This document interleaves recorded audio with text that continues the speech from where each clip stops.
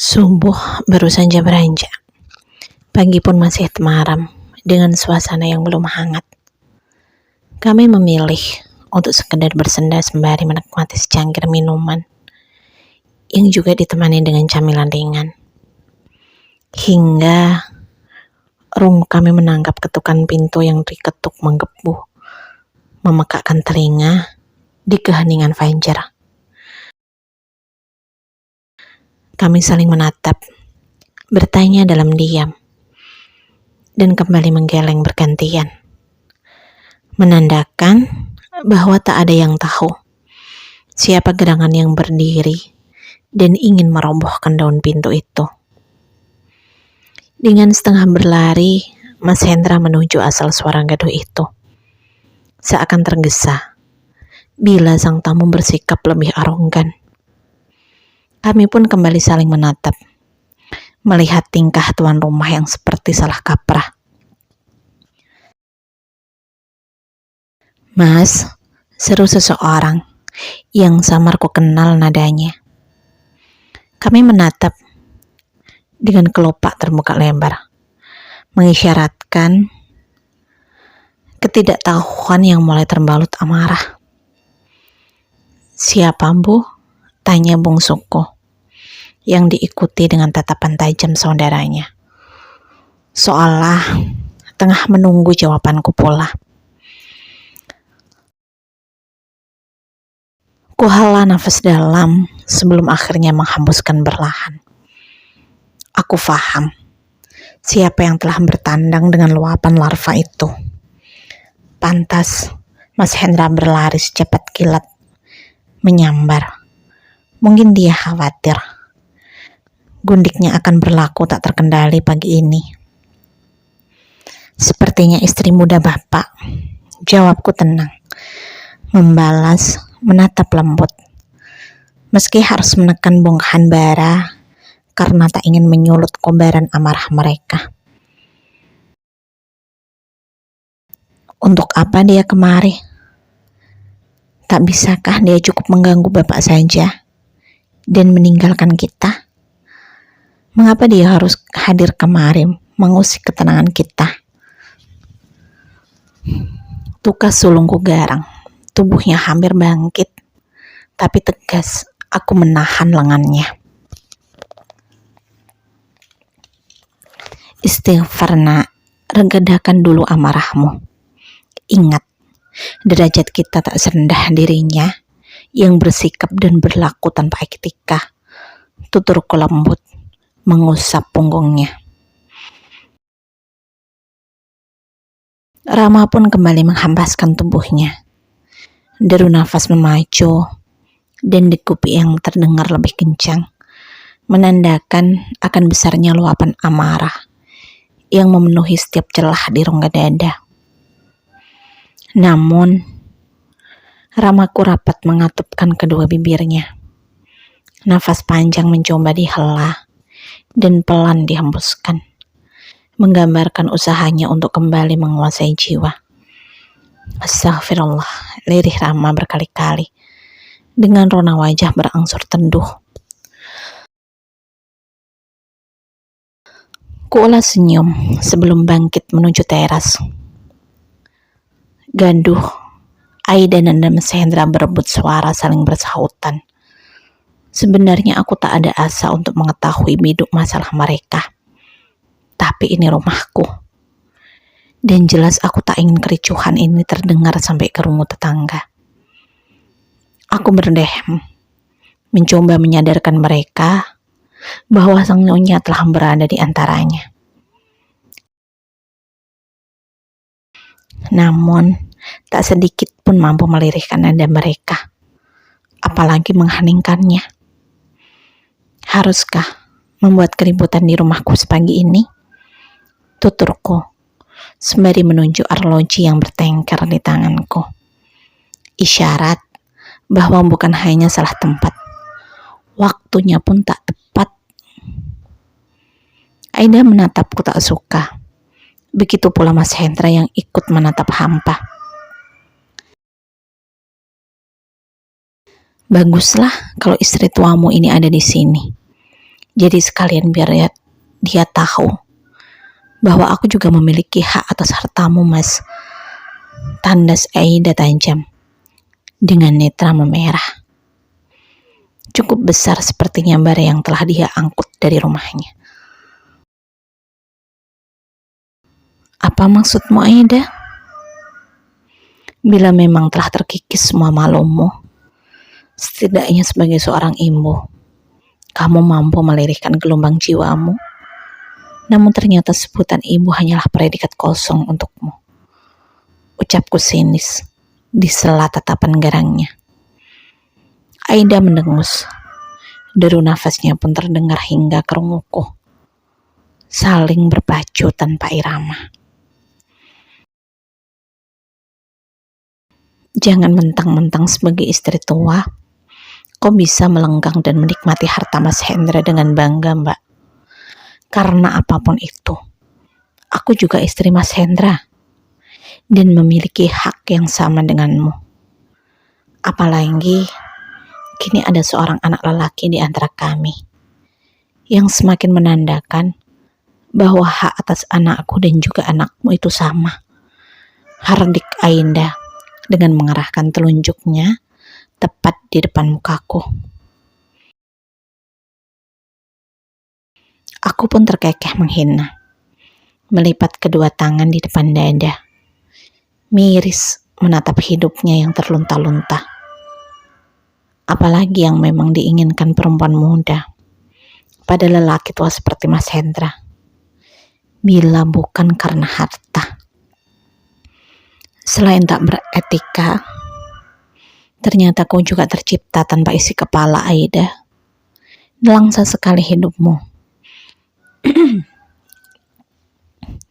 Selain harus dicerai tanpa terduga, kau hadir ke sini dengan membawa hina. Tak malukah akan rendahnya martabatmu itu? Sindirku menghina. Aida menatap garang, seakan ingin menerkamku. Mengapa aku harus malu untuk menuntut sesuatu yang memang seharusnya menjadi hakku dan juga anakku? Seharusnya kau yang malu, Mbak, menikmati harta Mas Hendra yang sebenarnya terselip hakku di sana. Seru Aida menggila. Rambutnya berantakan, daster selempangan dengan lingkaran hitam di sekeliling netra yang membulat dan jarang mengerjap, menggambarkan betapa lelah raga juga jiwanya setelah mengurus bayi. Cek, cek, cek. Bagaimana bisa seorang pencuri berkata tentang hak Aida? Masih bisa bernafas saja. Harusnya kamu bersyukur. Janganlah menghayal terlalu tinggi. Sakit kan kalau jatuh? Tandasku lagi. Aku juga istrinya Mas Hendra, Mbak. Jangan kau anggap aku ini bukan siapa-siapa. Tandasnya tajam, menatap garang. Jelas, aku sudah tahu soal itu. Dan aku juga tahu kau telah diceraikannya, bukan? Tanyaku masam, yang disambut dengan wajah merah padam. Lantas, kenapa kalau aku sudah diceraikan? Tetap saja anakku punya hak yang sama dengan anakmu. Tunggas Aida tak henti mencerca.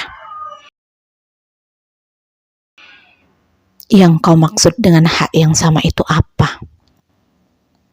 Kalau soal nafkah, coba saja kau rundingan berdua dengannya. Tapi kalau soal harta gono gini, emang apa harta kalian setelah pernikahan? Hah? Tandasku tak kalah tajam. Lekat ku tatap Aida menunggu terucapnya kata dari wicara. Namun hening. Hanya suara dari dadanya yang mungkin terasa menyesakkan. Sebenarnya, aku sangat mampu mencukupi kebutuhan anak-anak, juga diriku, dengan berlebih, tanpa sepeser pun uluran tangan Mas Hendra. Tapi bukankah kewajiban nafkah ada di bahunya? Dan kurasa aku tak perlu bersikap sehina dirimu hanya demi angka. Tapi bukan berarti aku mau membagi jerih payahku selama 24 tahun ini denganmu, Aida. Jadi cukup kau menggonggong dan mengemis meminta yang kau bilang sebagai hakmu itu. Imbuhku memecah keheningan. Tidak. Keseluruhan harta Mas Hendra harus dibagi rata atas nama anak-anaknya, termasuk butik yang kau akui sebagai milikmu itu. Karena aku yakin itu dibangun dari keringat Mas Hendra pula. Seru Aida sembari melangkah maju dan membusungkan dada. Aku pun menatap Garang. Hampir saja ku jambak rambutnya yang berantakan itu. Tapi Mas Hendra erat menggenggam tanganku. Seakan sadar akan terciptanya sebuah kepalan. Bawa gundikmu ini pergi dari sini, Mas. Sepertinya dia bertamu hanya membawa mulut besarnya tanpa nalar. Atau akan kupanggilkan satpam untuk menyeretnya pergi dari rumahku. Gertakku tanpa selangkah pun mundur. Baiklah, aku akan membawanya pergi. Lirih Mas Hendra menuntun perempuan itu. Namun, wanita itu tak henti menolak. Dan akhirnya Mas Hendra menarik lengannya kasar. Aku belum selesai bicara, Mas. Mengapa kau membelanya? Dia telah meracuni pikiranmu hingga kau campakkan aku seperti ini. Cerca Aida tak henti meronta. Kusilangkan kedua lengan di depan dada, menyaksikan setiap detik akan derita yang harus mereka terima.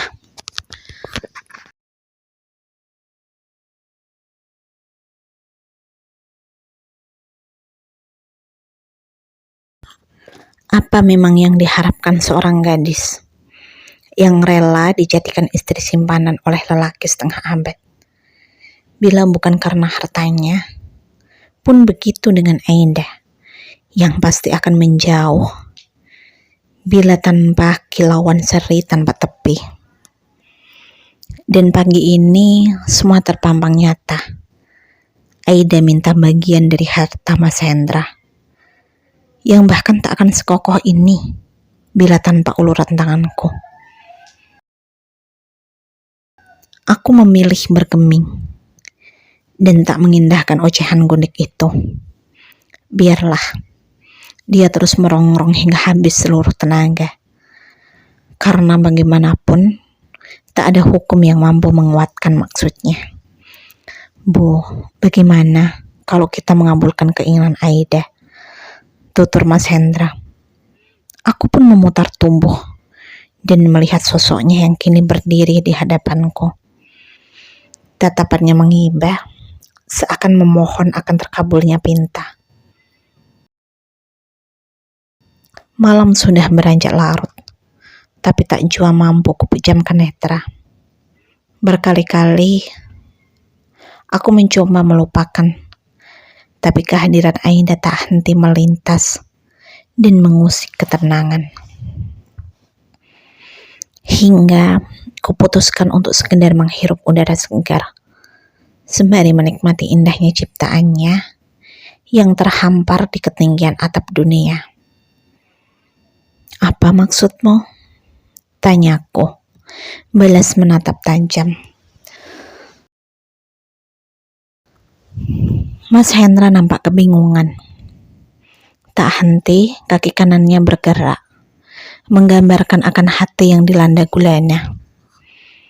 Tanpa gentar, aku tak henti menatap Garang.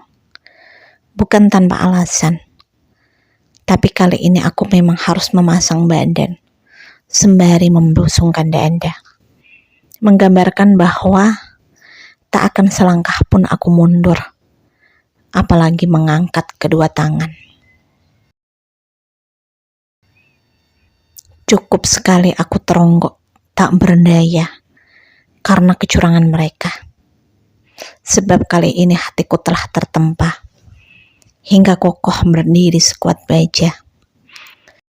Bu, benar kata Aida. Anakku memiliki hak yang sama dengan keempat saudaranya. Tutur Mas Hendra. Wajahnya tertunduk, seakan kuat ingin menahan setiap katanya. Apa maksudmu? Jadi kau ingin membagi hartamu bersamaku dengan Gundik itu? Tak cukupkah dia merebut dirimu hingga kini harus meminta bagian dari tetesan darahku? Kau juga, Mas. Di mana kau letakkan otakmu yang telah terasa setengah abad itu? Mengapa untuk memikirkan hal sepele seperti ini saja kau tak mampu?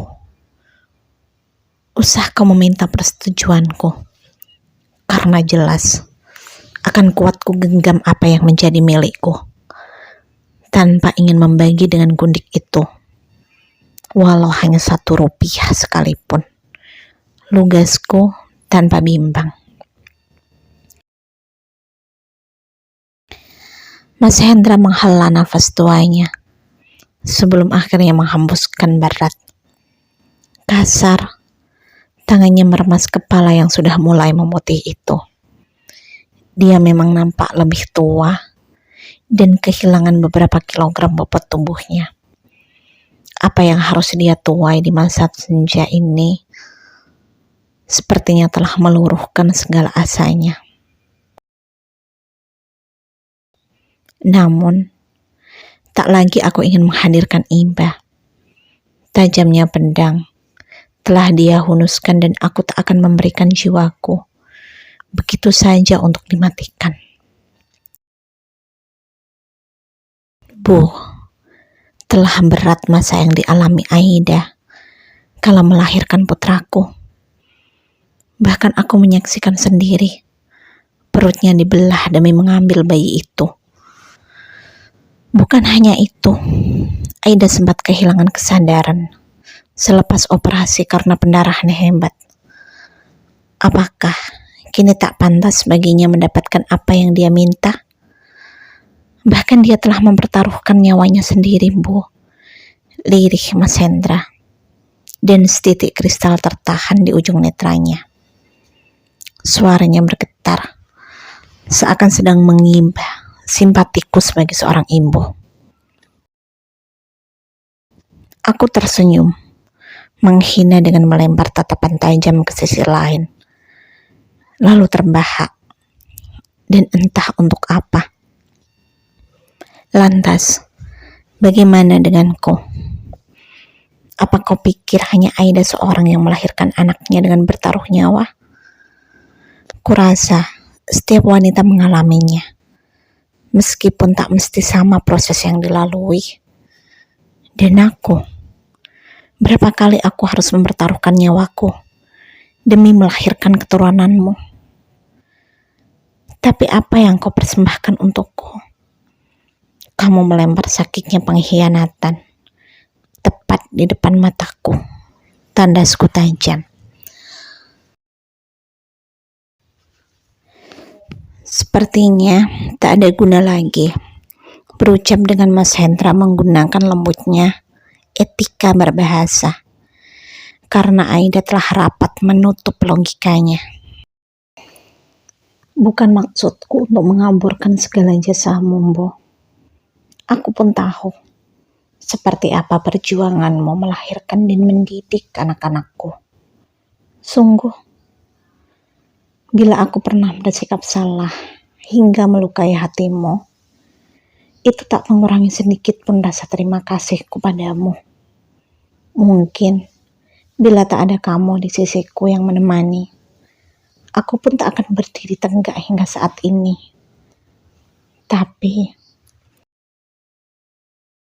Dan setelah kau mampu berdiri dengan tegak, melangkah sembari membusungkan dada dengan bangga, hingga mempunyai karisma yang melekat, kau campakkan diriku dengan berusaha membusungkan jiwaku. Kau campakkan diriku dengan berusaha membusukkan jiwaku. Apakah itu wujud rasa terima kasihmu atas semua pengorbananku selama ini, Pak? Sekarang aku paham. Mungkin semua orang bisa mengucapkan terima kasih, tapi tak semua orang mampu menyertakan hatinya. Begitu pula dengan dirimu, Pak, yang hanya bisa mengungkapkan dengan kata, tapi menusuk dengan sikap. Tandasku memotong kalimatnya. Mas Hendra menongakkan wajah, menyusut butiran bening yang menyeruak. Berkali-kali mengerjap untuk segera mengusir kehadirannya dari netra.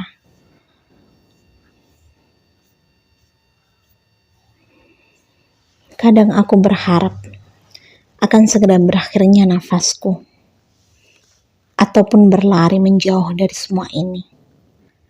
Tapi ternyata Allah menginginkan yang lain. Dia ingin menghukumku dahulu di dunia, sebelum akhirnya mendorong ragaku ke dasar neraka.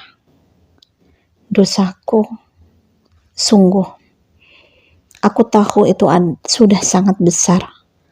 Bahkan kadangkala aku takut, meski hanya untuk sekedar membuka mata kala pagi tiba. Tapi kebesaran hatimu menguatkanku, Bu. Entah apa yang mampu kupersembahkan lagi padamu atas segala jasamu, tutur Mas Hendra lirih, tenggelam dalam telenga nastapa. Meski tak henti mengerjap, namun tak jua mampu menghentikan tetesan bening yang mulai bermuara. Nafasnya pun mulai tersenggal karena isakan yang menyesakkan. Pilu, aku menatap kehancuran yang mulai mengikis raga juga jiwanya. Dirinya yang kini tak lagi memiliki identitas di hatiku, apalagi tempat untuk sekedar bersemayam. Kamu mengungkapkan segala penyesalan itu di hadapanku, karena nyatanya hanya bagian dari alibimu untuk menarik simpatiku kembali.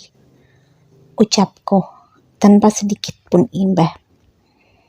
Karena bukan hanya wanita saja yang menggunakan air mata sebagai senjata. Buaya darat pun melakukan hal yang sama untuk mengukuhkan posisinya.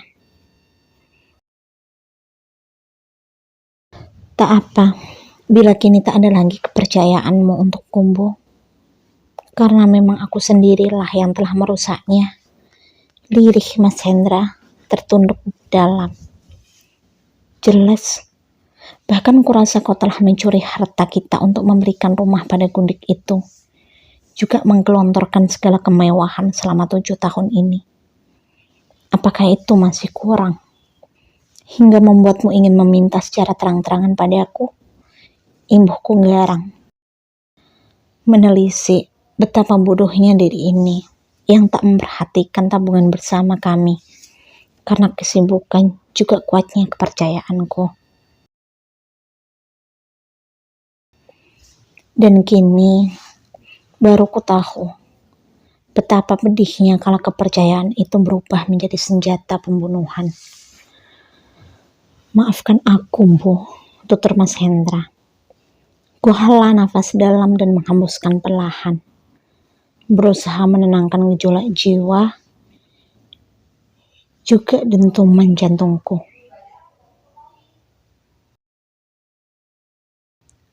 Sudahlah, aku tak ingin terus mengungkit apapun yang telah kau perbuat selama ini. Karena itu hanya akan menebalkan kebencianku padamu. Jadi, cukup singkirkan sejauh mungkin gundikmu itu dari hidupku. Apalagi hadir ke sini dan berusaha mengusik ketenanganku. Jangan kau pikir anak-anak diam karena sengaja merapatkan rungu. Juga bicaranya. Karena bila tanpa andil dariku, sudah jelas mereka akan mencampakkan dirimu, Pak. Dan bila nanti ku dapati Aida kembali hadir dan menginjakkan kaki di rumah ini, maka sejengkal pun tak akan kutahan mereka untuk berlaku pada wanita yang telah merebut sosok bapak dari diri mereka itu. Kau faham maksudku bukan? Tantangku. tanpa menyelipkan ragu. Dalam, Mas Hendra tertunduk, menghela sisa nafas dengan rasa takut, hingga akhirnya mengangguk pasrah. Tapi aku mohon, izinkanlah aku untuk tetap menafkahi anak Kumbo, karena bagaimanapun itu, dia tetaplah tanggung jawabku, pinta Mas Hendra mengimba dengan sisa asanya. Baiklah, tak akan kuhentikan. Kamu memberikan nafkah untuk anak itu. Tapi berapapun, harus atas pengetahuanku. Jangan sampai kau keluarkan sepeser pun untuknya di belakangku. Tandasku tajam.